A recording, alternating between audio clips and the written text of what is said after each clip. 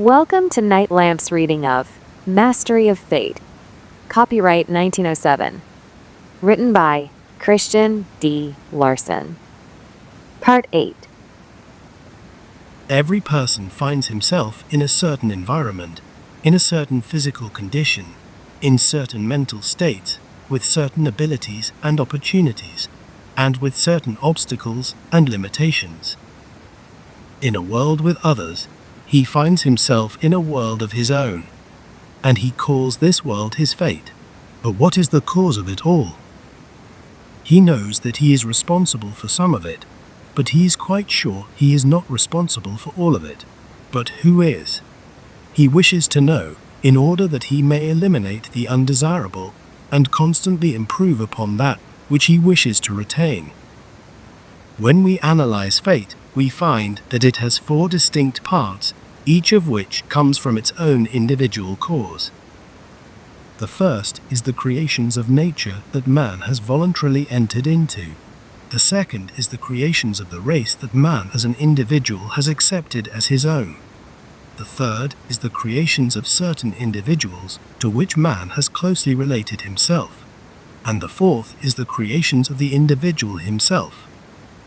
That man voluntarily entered into the first 3 is a fact easily demonstrated, though he might not have been wide awake when he did so.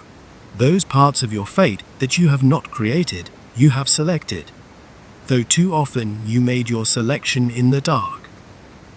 In the mastery of fate, it is therefore not only necessary to produce the very highest creations through your own creative efforts, but it is also necessary to obtain that wisdom or interior insight through which the proper selections may be made from those other sources that do invariably contribute to your fate.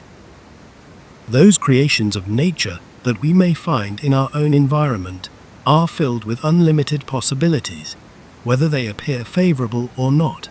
What they are to do to us depends upon what we decide to do with them. We may take the elements of nature and convert them into high and constructive uses, or we may permit ourselves to remain in bondage to those elements.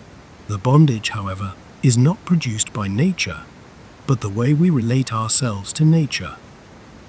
To master that part of fate that we receive from nature, the secret is to be in harmony with nature at all times and under all conditions, and to try constantly to employ constructively every element in nature with which we may come in contact.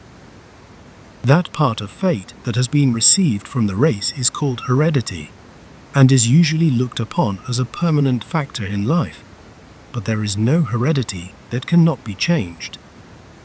Acquire the art of letting those things go that you do not want, and proceed to improve upon those that you do want. Use undeveloped hereditary conditions as channels through which to reach the greater things you have in view. Back of every condition there is a power. That power can be developed, and when it is, the old, inferior condition disappears. What is called the world, with all its perversions and obstacles, is simply raw material out of which the strong mind can build almost anything that he may desire. But the world must not be met in the belief that things as they are permanent and insurmountable, but as the builder meets his material. Work in the idea that he can who thinks he can. Develop interior insight so that you may know how to select the material you desire, and develop your mind into a strong mind by entering the attitude of self-supremacy. We have the same mental power over circumstances and conditions as we have physical power over iron, lumber, and coal. Every event that transpires in daily life contains an opportunity, but we must have the insight to see it and the power to employ it. The creation of those individuals with whom we come in personal contact constitute frequently a predominating factor in our destiny, because since we are more or less wedded to our associations, our minds accept impressions from such sources to a very great degree. But this interferes with original thinking, and consequently, with our own mastery of fate. Therefore, that part of fate that we receive from friends, relatives, and personal associations must be carefully selected through insight and through the principle that, when we become better, we meet better people.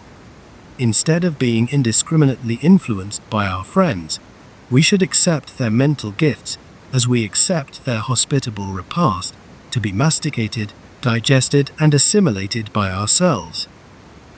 What to do with close relations that refuse to cooperate with us is a great problem that becomes extremely simple when we decide to live our own life in such a way that no person's liberty or idea of liberty is disturbed. Be a model character that does things, and everybody will soon go with you to the superior life you have in view. Give your best to everybody, and the best will certainly come to you if you give the law the time required, and do not force changes by impatience and lack of faith. Change yourself, and all other desirable changes must positively follow. This concludes Mastery of Fate, Part 8.